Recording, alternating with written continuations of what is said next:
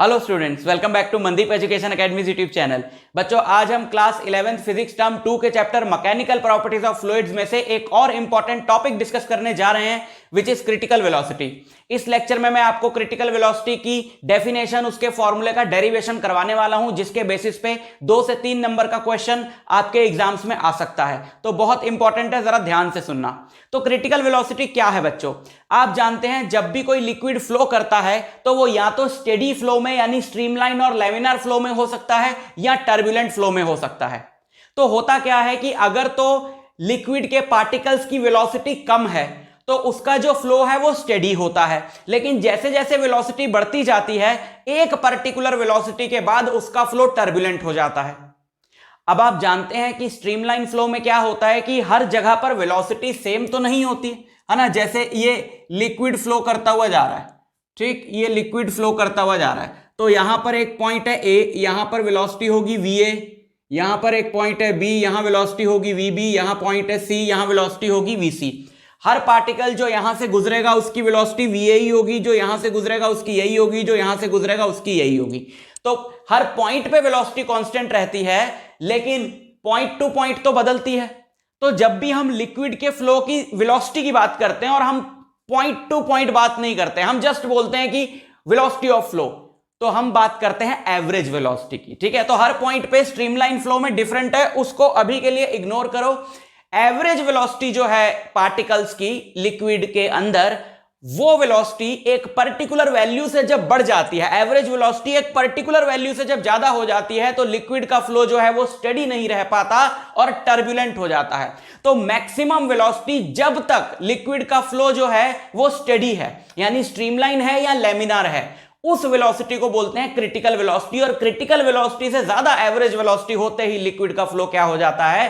Turbulent हो जाता है, यानी इर्रेगुलर हो जाता है।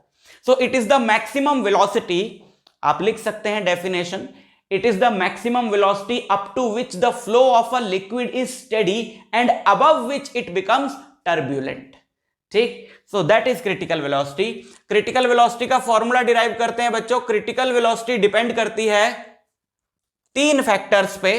पहला फैक्टर है इस लिक्विड की, जिस लिक्विड की बात हो रही है, इस लिक्विड का कोएफिशिएंट ऑफ विस्कोसिटी। ठीक है, दूसरा फैक्टर है ट्यूब का डायामीटर d, तीसरा फैक्टर है लिक्विड की डेंसिटी रो।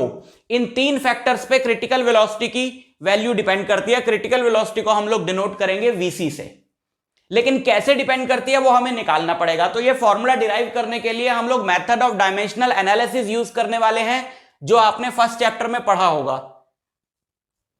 इसकी पावर हम x ले लें, इसकी पावर हम y ले लें, इसकी पावर हम z ले लें, और हम इन तीनों को इस तरीके से मल्टीप्लाई कर दें, और यहां पे हम लगा दें एक कांस्टेंट k। आपको याद है ना मेथड ऑफ डायमेंशंस? नहीं याद? ओके, याद ही होगा यार। तो ऐसे लिख लिया ना। अब सबसे पहले क्या करो, इन सब की डायमेंशंस पुट करो। वेलोसिटी की डायमेंशन हमने पुट करी। वेलोसिटी की डायमेंशंस होती हैं LT-1 equal to k eta, coefficient of viscosity. Coefficient of viscosity की डायमेंशंस होती हैं ML-1 T-1, ये भी डिराइव करी हुई है मैंने पिछले वीडियोस में आपके लिए। D diameter, diameter is just L। Diameter क्या है? डायमीटर तो लेंथ है। और रो, रो है डेंसिटी। डेंसिटी होता है मास पर यूनिट वॉल्यूम। इसकी पावर क्या हो गई?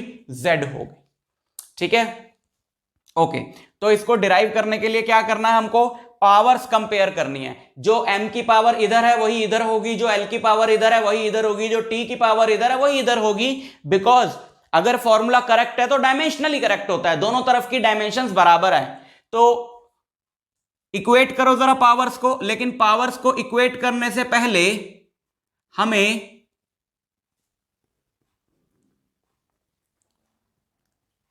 बेस, जो जिन जिन का बेस सेम है उनकी पावर्स को ऐड तो करना ही पड़ेगा ना। तो m तो एक ही है बस, यहां पे अच्छा 2 है, तो m की पावर हो गई x प्लस z, l की पावर हो गई -x plus y minus 3z, और t की पावर हो गई -x। ठीक, अच्छा बेस सेम है, जरा पावर्स को इक्वेट करो। तो पहले तो हो गया x प्लस जेड, इधर m की पावर है, इधर तो m है ही नहीं, यानी x प्लस जेड हो गया 0। t की पावर है इधर माइनस x, इधर t की पावर है -1, जिससे हमें क्या मिला, हमें मिली x की वैल्यू 1, और वो x की वैल्यू मैंने यहां डाल दी, तो z की वैल्यू मुझे मिली -1। अब बचा l की पावर है -x plus y -3z, -x plus y -3z, और l की पावर इधर कितनी है 1। अब जरा x और z की वैल्यूज पुट करो, x की वैल्यू यहां पे पुट करी हमने प्लस y -3, z की वैल्यू पुट करी इक्वल टू 1। थोड़ा सा सॉल्व कर लो, +3 -1 +2 1 -2, सो y इज व्हाट, y आ गया -1। तो ये x y z की हमको वैल्यूज मिल गई, यहां पे पुट कर दो तो क्रिटिकल वेलोसिटी का फॉर्मूला आ जाएगा k ईटा की पावर x यानी 1, और y और z दोनों -1 है, यानी इन दोनों की पावर -1 है, यानी ये डिनोमिनेटर में चले जाएंगे, और d रो, ये आपके पास क्रिटिकल वेलोसिटी का फॉर्मूला आ गया है। k eta by D rho, k एक कांस्टेंट है, इसकी बात अलग वीडियो में करेंगे, because it is a very important constant, it is related to Reynolds number, उसकी बात हम लोग करेंगे अगले वीडियो में। लेकिन ये क्रिटिकल वेलोसिटी पे है, तो क्रिटिकल वेलोसिटी का ये फॉर्मूला आ गया, जिससे हमें ये पता चला कि जिन लिक्विड्स की कोएफिशिएंट ऑफ विस्कोसिटी ज्यादा होगी और डेंसिटी कम होगी, उनकी क्रिटिकल वेलोसिटी ज्यादा होगी, यानी वो ज्यादा वेलोसिटी तक स्टेडी फ्लो में रह सकते हैं। लेकिन जिन लिक्विड्स की कोई विस्कोसिटी कम होगी, डेंसिटी ज्यादा होगी, उनकी क्रिटिकल वेलोसिटी कम आएगी, यानी वो बहुत जल्दी टर्बुलेंट फ्लो पकड़ लेंगे। तो ये क्रिटिकल वेलोसिटी का फॉर्मूला होता है, इसको प्रिपेयर कर लेना। मैं आपसे मिलता हूं नेक्स्ट लेक्चर में, तब तक के लिए ऑल द वेरी बेस्ट।